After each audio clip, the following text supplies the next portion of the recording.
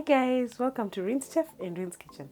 So today I'm going to teach you how to prepare mandazi, crunchy, tasty mandazi. I'm going to put quite a number of ingredients, but I'm going to try as much as possible to make it as easy, as cheap, as tasty, and as simple as possible. Karibuni, hope you enjoy this recipe and you try it at home because it's so easy. First of all, we'll start by grinding our cardamom. Remember how you remove the cardamom from the seeds, then you mix it with sugar, then you grind. Then you'll take your flour and mix it with the ground cardamom. Make sure it mixes well. Then you will add your salt, a sizable amount for the cardamom and the salt also. Then you take your sugar. Observe the kind of tin that I'm using because all my measurements are from that tin. So your sugar, then your baking powder is 2 whole spoons because the flour is about 1 kilo. So your baking powder is 2 large spoons, ile kijiko ya kukulia, the tablespoon. Then you mix your dry ingredients properly. Then we'll add our milk, the same size as the sugar. Then we'll add our oil, same size as milk and sugar, remember.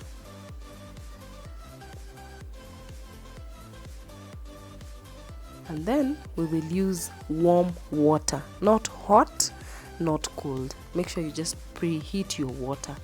Now, the water you'll be putting a little by little as you need until the flour holds as it's supposed to.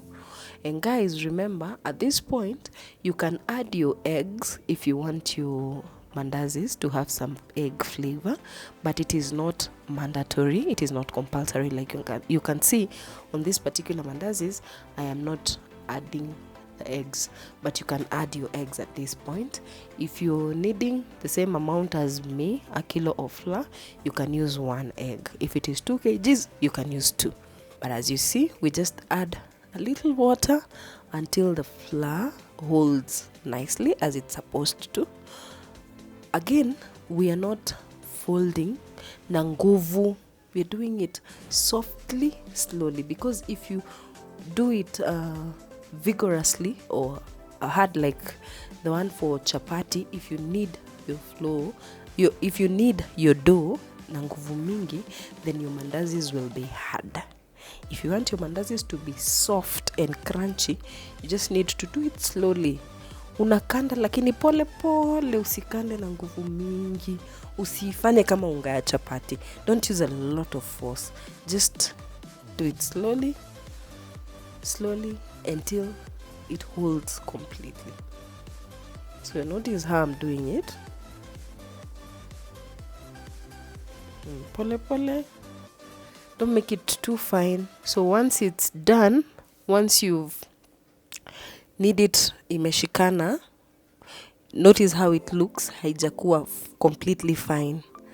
Inakaa ni kama bado haijashikana vizuri. Then now you'll cover it for about 30 minutes. So after 30 minutes, you set it on the table and then you roll it, because now we want to cut it into the sizes that you want to cook. So roll it just to make sure it is flat. Isikue too thick na isikue too light. You see the size that I'm doing? Because when you make it too light, zitatokezea ile imefura, but inside there's nothing. And if you do it too thick, it will not cook properly inside. Ndani itakuwa almost mbichi. So to get the perfect cook, then you need to make sure it is not too thin or too thick. Ikuwe tu hapo katikati. Then once you're done, you apply some flour on your pan and then you uzipange hapo so that they don't stick on one another. Arrange them nicely there.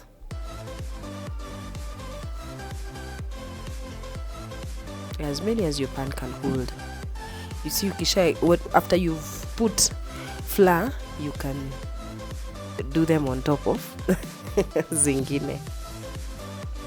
And then we put our oil on our pan. and make sure it heats nicely. Then tutaziweka ndani ya mafuta. Also understand your pan to know how many you need, and be very careful mafuta isipite size yenye itakuchoma, because if you don't do it correctly, either mafuta itamwagika yote in the fire and you'll cause a fire, or the oil might burn you. And guys, you should learn to taste your oil just to find out if it is hot already, if you're not so sure how to check when to put your mandazis, because again, if it is too hot, the mandazis will burn. If it is too cold, they will soak in oil. So to avoid them soaking in oil or burning, then you have to get the correct temperature of the cooking oil. So you turn your mandazis just to make sure they cook on both sides. You see they are swelling, but not too much, because at least they have something inside.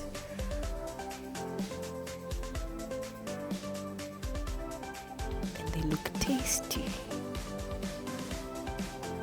I believe this recipe will never disappoint you. You can use a strainer to place them first. You can use a serviette. I'm just using this pan because I'll remove them from the pan to another container.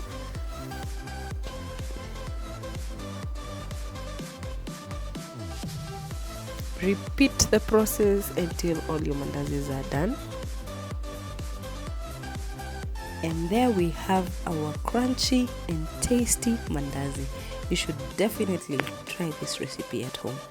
Till next time, bye bye.